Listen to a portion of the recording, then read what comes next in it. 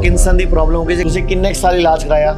मैं उत्थे 2 साल इलाज कराया जी, लेकिन कोई फर्क नहीं पिया जी। यहाँ एक सामने बोर्ड लगा हुआ है, उस पर लिखा है पार्किंसंस क्योर। ये एकलौती ऐसी जगह है जहाँ ये लिखा है। आचार्य आचार्य जी ने अकेले व्यक्ति इन्होंने ये कहा कि क्योर हो जाएगा। गंदी आदत होंदी कि नहीं? सब तो गंदी आदत है जी। मैं शराब बहुत पीने लग गया सीगा, मुर्गे बकरे सारा कुछ खा जाओ। खांदा सी, डेली खांदा आदि सीगा जी मैं। और आचार्य ने सब तो पहले वो छुड़वाया, शराब छुड़वाई और 6 या 7 महीने में मैंने बिल्कुल ओके करता। आज मैं स्टैंड अपनी जगह पे है। वरना सब ये कहते हैं ये हम तुम्हारे सिम्टम्स कंट्रोल कर देंगे और फिर अपनी सर्जरी का लाइन और 8 साल बाद हमें नहीं पता तुम्हारा क्या होगा।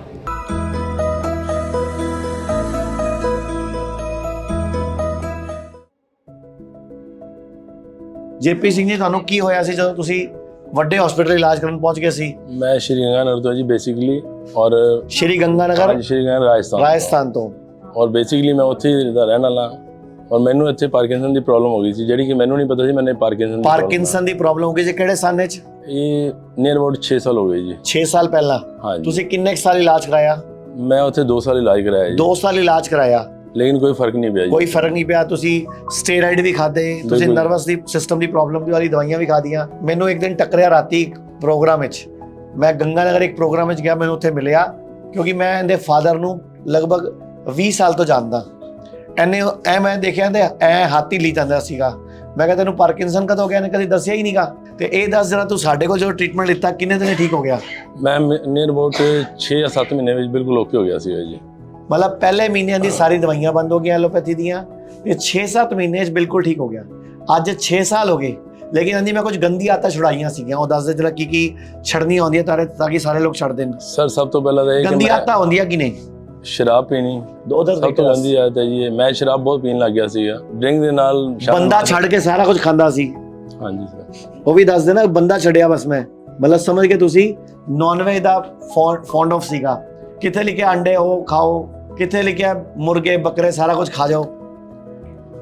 ਕਿਤੇ ਨਹੀਂ ਲਿਖਿਆ, ਲੇਕਿਨ ਮੈਂ ਖਾਂਦਾ ਸੀ, ਡੇਲੀ ਖਾਂਦਾ ਆਦੀ ਸੀਗਾ ਜੀ ਮੈਂ। ਔਰ ਆਚਾर्य ਨੇ ਸਭ ਤੋਂ ਪਹਿਲੇ ਉਹ ਛੁਡਵਾਇਆ, ਸ਼ਰਾਬ ਛੁਡਵਾਈ ਔਰ 6 ਜਾਂ 7 ਮਹੀਨੇ ਵਿੱਚ ਮੈਨੂੰ ਬਿਲਕੁਲ ਓਕੇ ਕਰਤਾ। ਅੱਜ ਮੈਂ ਸਟੈਂਡ ਆਪਣੀ ਜਗ੍ਹਾ ਤੇ ਹਾਂ।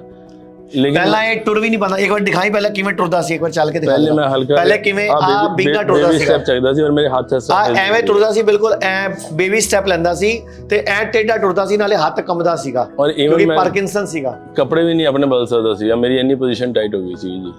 ਹੁਣ ਤੂੰ ਦੱਸ ਪੂਰੇ ਦੇਸ਼ ਦੇ ਲੋਕਾਂ ਨੂੰ ਕਿ ਆਯੁਰਵੇਦ ਵਿੱਚ ਪਾਵਰ ਹੈ ਕਿ? ਆਯੁਰਵੈਦਿਕ ਇਜ਼ ਬੈਸਟ, ਸਭ ਤੋਂ ਵਧੀਆ ਇਲਾਜ ਆਯੁਰਵੈਦਿਕ ਦਾ ਹੈ। ਔਰ ਮੈਂ ਅੱਜ ਇਸ ਚੀਜ਼ ਨੂੰ ਤੁਹਾਡੇ ਸਾਹਮਣੇ ਖੜਾ, ਬਿਲਕੁਲ ਅੱਜ ਸਹੀ ਖੜਾ ਮੈਂ ਇੱਥੇ। ਅਦਰਵਾਈਜ਼ ਮੈਂ ਤਾਂ ਚੱਲ ਫਿਰ ਨਹੀਂ ਪਾਉਂਦਾ, ਮੈਂ ਤਾਂ ਆਪਣੀ ਜ਼ਿੰਦਗੀ ਤੋਂ ਹਾਰ ਗਿਆ ਸੀ ਇੱਕ ਸਮਾਨ ਦਾ, ਪਰ ਆਚਾर्य ਜੀ ਦੇ ਆਸ਼ੀਰਵਾਦ ਨਾਲ ਮੈਂ ਬਿਲਕੁਲ ਸਹੀ ਹੋਇਆ। ਹੁਣ ਇਹ ਸਾਡਾ ਜਿਹੜਾ ਗੜੂਆ ਅਸੀਂ ਹਸਪੀਟਲ ਖੋਲਿਆ ਜਿੱਥੇ ਆਪਾਂ ਖੜੇ ਹਾਂ, ਸਰਸਵਤੀ ਗਰੁੱਪ ਆਫ ਕਾਲਜ, ਇਹਦੀ ਲੋਕੇਸ਼ਨ ਐਡਰੈਸ ਅਸੀਂ ਪਾ ਦਾਂਗੇ। ਅੱਜ ਉੱਥੇ ਖੜੇ ਹਾਂ, ਇਹ ਹੁੰਦਾ ਹੁਣ ਐਜ਼ ਏ ਮੈਨੇਜਰ। ਮਤਲਬ ਪਹਿਲਾਂ ਤਾਂ ਇਹ ਪੇਸ਼ੈਂਟ ਸੀਗਾ, ਹੁਣ ਇਹ ਸਾਡੇ ਨਾਲ ਜੁਆਇਨ ਹੋ ਗਿਆ ਕਿ ਮੈਨੂੰ ਵੀ ਇਹ ਕੰਮ ਕਰਨਾ ਹੈ। ਉਹਨਾਂ ਦੀ ਟ੍रेनिंग होगी, ਐ ਸਾਰਾ मैनेजमेंट ये करेगा। थैंक यू जी, धन्यवाद। लोग कहते हैं आयुर्वेद गंभीर बीमारियों का इलाज नहीं कर सकता, लेकिन अगर पूरे भारत में कोई गंभीर बीमारी से परेशान है तो आयुर्वेद को ट्राई करने तो आ सकते हो ना, पंचकर्मा करा सकते हो, नुकसान तो कुछ होगा नहीं, लेकिन बॉडी हील कर गई तो जिंदगी आपकी बन जाएगी। और सभी प्रकार के हेल्थ इंश्योरेंस हमारे 120 सेंटरों पर चलते हैं।